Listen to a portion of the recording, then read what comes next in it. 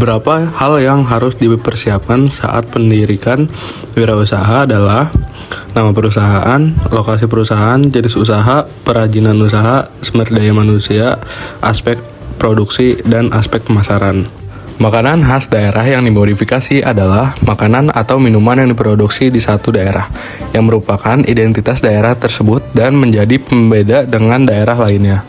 Produk makanan hewani khas daerah. Makanan hewani khas daerah adalah makanan khas daerah yang bahan baku utamanya berasal dari bahan hewani seperti ayam, daging sapi, ikan, dan telur. Beberapa contoh produk makanan hewani khas daerah yang ada di Indonesia diantaranya telur asin, dadih, dan rendang. Ketiga produk ini sudah cukup dikenal di Indonesia dan masih bisa dikembangkan baik mutu produk maupun kemasannya. Produk makanan nabati khas daerah. Makanan nabati khas daerah adalah makanan khas daerah yang bahan baku utamanya berasal dari bahan nabati seperti sayur-sayuran, buah-buahan, umbi-umbian, dan kacang-kacangan. Produk makanan nabati khas daerah jumlahnya sangat banyak di Indonesia. Hampir di setiap daerah mempunyai makanan khas daerah yang berbahan baku nabati.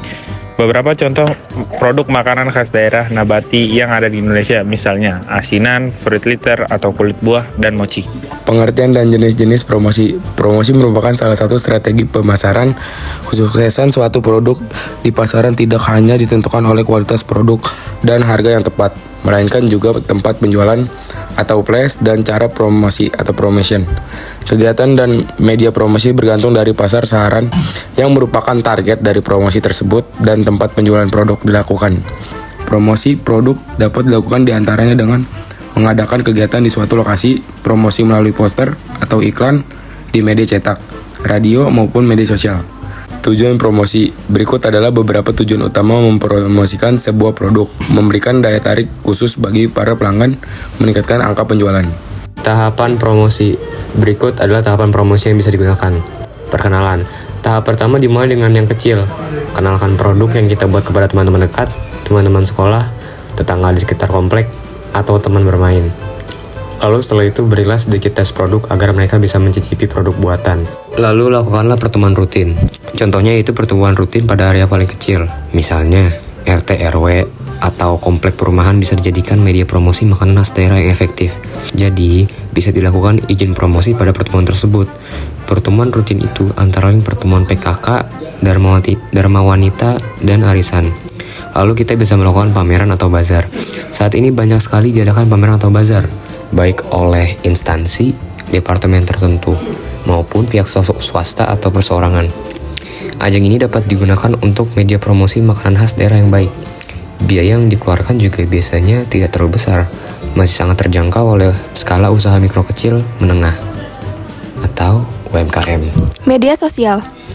Keberadaan media sosial saat ini sudah begitu menjamur, di mana berbagai kalangan sudah sangat familiar dengan Facebook, Twitter, Instagram, dan lainnya. Hal ini tentu bisa dimanfaatkan untuk media promosi yang efektif dan efisien. Perbanyaklah teman dan follower untuk memperluas pemasaran. Bisa juga dengan membuat blog gratis atau website yang berbayar dengan relatif terjangkau harganya. Penjualan kreatif.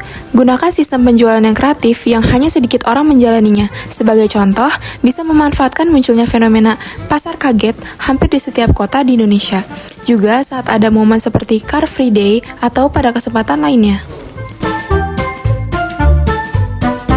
Pengertian sistem konsinyasi. Sistem konsinyasi adalah sistem kerjasama pemasaran antara pemilik barang atau produsen dengan pemilik warung, toko, atau sering disebut dengan sistem titip jual. Sistem konsinyasi ini tidaklah rumit, produsen hanya perlu mencari warung, toko yang bersedia menerima produknya dengan membuat kesepakatan kerjasama dengan masuk menitipkan barang dagangan di warung atau toko tersebut. Jika sudah sepakat, maka kita hanya perlu memasok barang dagangan, menunggu beberapa hari, dan kembali untuk mengambil bayaran dan mengganti barang dagangan yang sudah lama. Periode penitipan disepakati kedua belah pihak, biasanya rata-rata seminggu. Selanjutnya yaitu penerapan sistem konsinyasi. Pengaturan target pasar juga harus dibuat, bisa dengan membagi per daerah dan per hari. Misalnya kalau melakukan penitipan barang dagangan, setiap 1 minggu sekali dilakukan pemilihan 7 wilayah untuk 7 hari dalam seminggu. Begitupun dalam penentuan jumlah warung atau wilayah ditetapkan berdasarkan kapasitas produksi dan target penjualan setiap warung, toko, atau outlet. Misalnya dalam satu hari kita ingin mengunjungi 10 toko, maka paling tidak kita memiliki 70 toko langganan agar usaha kita berjalan terus setiap hari. Kemudian manfaat sistem konsinyasi.